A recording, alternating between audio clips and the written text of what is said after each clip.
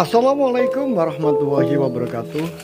Bismillah, alhamdulillah, wa syukurillah, ala nikmatillah, la haula wa la quwata illa billah, amma ba'du. Pemirsa, ketemu kembali dengan Kilamong Putro. Salam budaya warisan Nusantara. Pemirsa dimanapun Anda berada, izinkan saya untuk melanjutkan keterangan-keterangan saya tentang keris setan kober dan sejarah perjalanannya.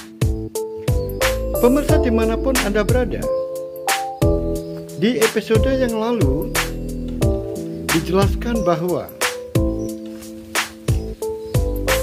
Pangeran Loring Pasar yang saat itu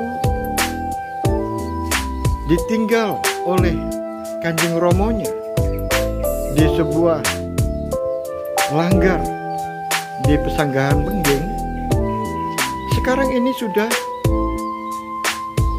terhitung sudah 7 hari.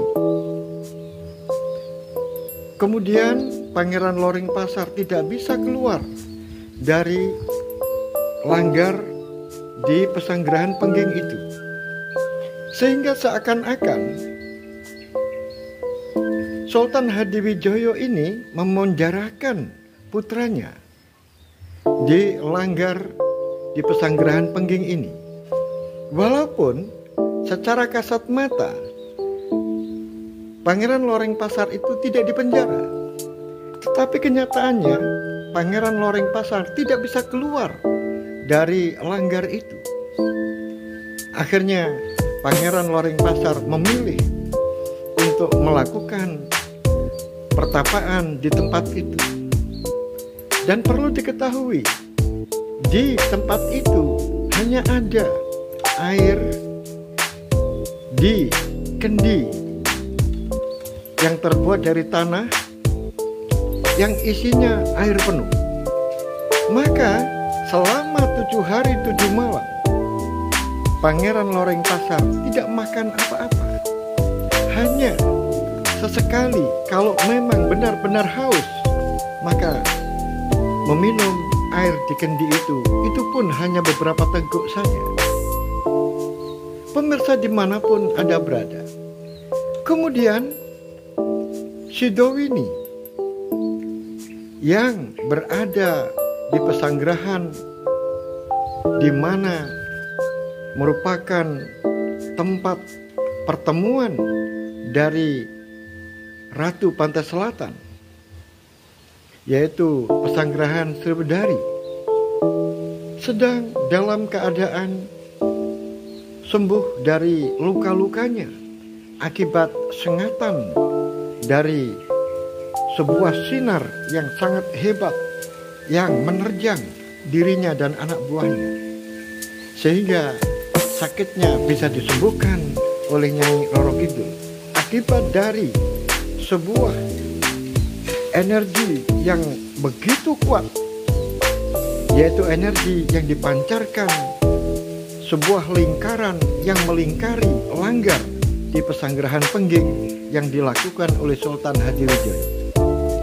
Pemirsa dimanapun Anda berada, Pangeran Loring Pasar di dalam melakukan semedi di langgar di Pesanggrahan Pengging itu selalu berhubungan dengan Ratu Pantai Selatan. Tetapi Ratu Pantai Selatan tidak mampu hadir di langgar itu karena Ratu Pantai Selatan pun tidak mampu menembus sebuah pagar gaib dengan energi yang begitu kuat, sehingga Nyai Roro Kidul hanya bisa melakukan komunikasi melalui batin. Oleh sebab itu, di dalam petunjuknya dikatakan bahwa apabila nanti Gunung Merapi sudah bergemuruh suaranya, maka di saat itulah kamu akan bisa bebas. Pemirsa dimanapun Anda berada, ternyata suara gemuruh dari Gunung Merapi sudah mulai terdengar. Dan kebetulan pada saat itu sudah sampai pada hari yang ketujuh dari terbelenggunya Pangeran Loreng Pasar dilanggar di pesanggerahan Pengging itu. Oleh sebab itu diperintahkan oleh Nyai Roro Kidul atau Ratu Pantai Selatan kepada Sidowini untuk berangkat menuju langgar yang dahulunya, yang sebelumnya, yang ada di dalamnya, yaitu Pangeran Loreng Pasar. Berangkatlah Sidowini bersama dengan 7 Durpanolo dan ribuan pasukan berkuda serta ribuan pasukan infanteri. Ternyata setelah sampai di pinggiran hutan Pringgoloyo, ternyata lingkaran itu yang menyelubungi langgar itu masih terlihat nyata, sehingga Sidowini tidak berani mendekat. Oleh sebab itu dia bersembunyi di Goa Kelelawar, yaitu di tepian hutan, di kawasan hutan Pringgoloyo, sambil menunggu sampai hilangnya lingkaran cahaya yang begitu kuat yang menyelimuti langgar di pesanggerahan,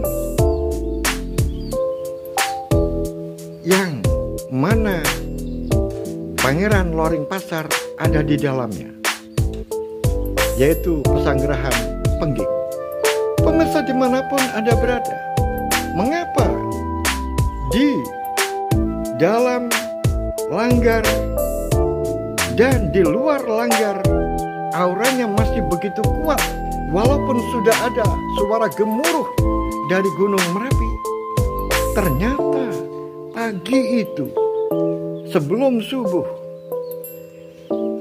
Sultan Hadiwijoyo beserta putranya yaitu Pangeran Benowo berkunjung di tempat itu, yaitu di langgar di pesanggerahan Pengging. Setelah melakukan sholat subuh berjamaah, kemudian dan selesai berzikir, akhirnya Pangeran Loreng Pasar memberanikan diri untuk bertanya kepada ramandanya. Mohon ampun Kanjeng Romo, saya ingin bertanya, mengapa Kanjeng Romo memenjarakan saya di tempat ini? Apa salahku dan apa dosaku sehingga Ramanda sampai membuat pagar gaib yang mengakibatkan aku tidak bisa keluar dari langgar ini? Akhirnya Sultan Hadiwijoyo dengan penuh rasa kasih sayang menjelaskan, wahai putra Kungger, Pangeran Loreng Pasar, jangan salah paham terhadap Romo. Seorang orang tua punya kewajiban untuk memberikan pelajaran-pelajaran tertentu kepada putranya, memberikan nasihat-nasihat tertentu kepada kepada anaknya. Oleh sebab itu, janganlah kamu menganggap ini merupakan sebuah hukuman. Ini bukan hukuman dan Ramanda tidak memenjarakan kamu. Tetapi Ramanda ingin jangan sampai kamu melakukan hal-hal yang bisa mengakibatkan dirimu terjerumus dalam sebuah tindakan yang salah. Apakah masih kamu simpan bulu merak yang aku tinggalkan di tempat ini? Akhirnya Pangeran Loreng Pasar menunjukkan, masih Kanjeng Romo ini. Nah, pada suatu saat kamu bertemu dengan pemiliknya kan? Dan berapa kali kamu melakukan pertemuan dengan pemilik bulu merak ini? Seakan-akan kamu sudah mengikat janji dengan pemilik burung merak ini. Seakan-akan kamu sudah menghamba kepada pemilik bulu merak ini. Itulah mengapa Romo memagar kamu di tempat ini agar kamu tidak bisa berhubungan dengan mereka. Bagi saya 7 hari tidak begitu lama, karena kamu sering melakukan pertapaan lebih lama dari ini, baik itu di Kali Progo, di Kali Opa. Benarkah? Bahkan kamu juga sering melakukan pertemuan-pertemuan dengan pemilik burung merak ini dan menerima ajaran-ajarannya. Bahkan kamu sudah diberikan ilmu dari pemilik burung merak ini, sehingga kamu memiliki pandangan jarak jauh, bisa mendengar suara yang begitu jauh berkilo-kilo, bisa melihat orang dari jarak jauh berkilo-kilo jaraknya. Semuanya itu sudah diberikan kepada kamu. Nah, itulah kamu harus ingat, putraku. Setiap manusia sebagai seorang muslim tidak boleh mendewakan selain Allah. Percayalah bahwa Allah itu maha besar. Percayalah bahwa Allah itu maha kuasa. Tidak ada satu kekuasaan yang lebih besar dari kekuasaan Allah.